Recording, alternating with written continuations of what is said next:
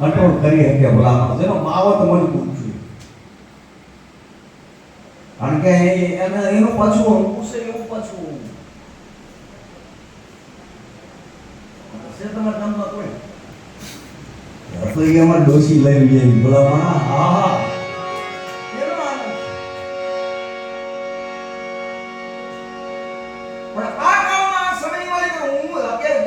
ક્ષણિક જે વાતો કરવી છે પછી હું વાતને લાવું. હજી શરૂઆત થાય છે. પછી હવે કાંઈ આ તો ગાંધીનો રાસ્તો છે ક્યાં પૂગેનું કાંઈ નક્કી નથી.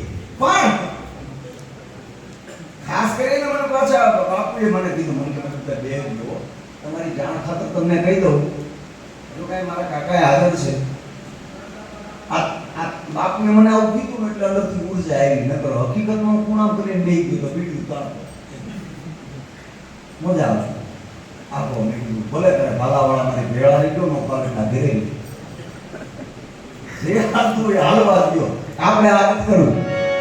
પણ આમાં ઉગલ કોક મને આવે પણ થોડુંક આ કંઈક ઓલું હમણાં વાતાવરણ કંઈક ચેન્જ થયું કંઈક કાંકડા ઉઈ જાય.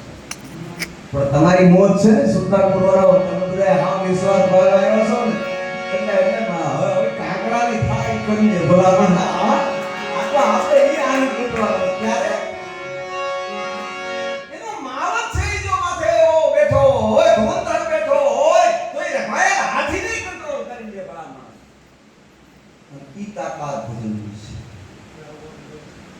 અત્યાર સુધીમાં એટલી આ સ્ટેજ પ્રોગ્રામ થયા, કોઈના જીવનમાં પરિવર્તન નથી. તમારી જાણ થતું તમે યાદ રાખજો. કદાચ મહિપતભાઈ કલાકાર તરીકે હોય તો ભલે, કે અન્ય કોઈ કલાકાર હોય તો ભલે, કોઈના જીવનને પરિવર્તિત નથી કરી શક્યા. એટલી સંતવાણીઓ ગવાની, એમાંથી કોને શબ્દ લાગ્યો બોલો. આ યુગની વાત છે, વર્તમાન યુગની. કેમ નથી લાગતો? કારણ કે વક્તા અને પ્રવક્તા બે ભાન. વક્તા અને પ્રવક્તા, પ્રવક્તા એટલે સાંભળનારા, વક્તા એટલે બોલનારા, આ બે ભાન ભૂલેલા છે.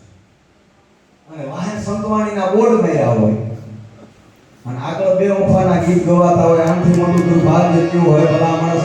આ ભાષા એમ કે અમે સનાતનની રક્ષા કરશું, અમે ધર્મ બચાવશું, અમે ભારત દેશને બચાવશું. ખોટી વાત. એમ દેશ ન બચે, ન તો ભવિષ્ય તો ખોટી વાત છે.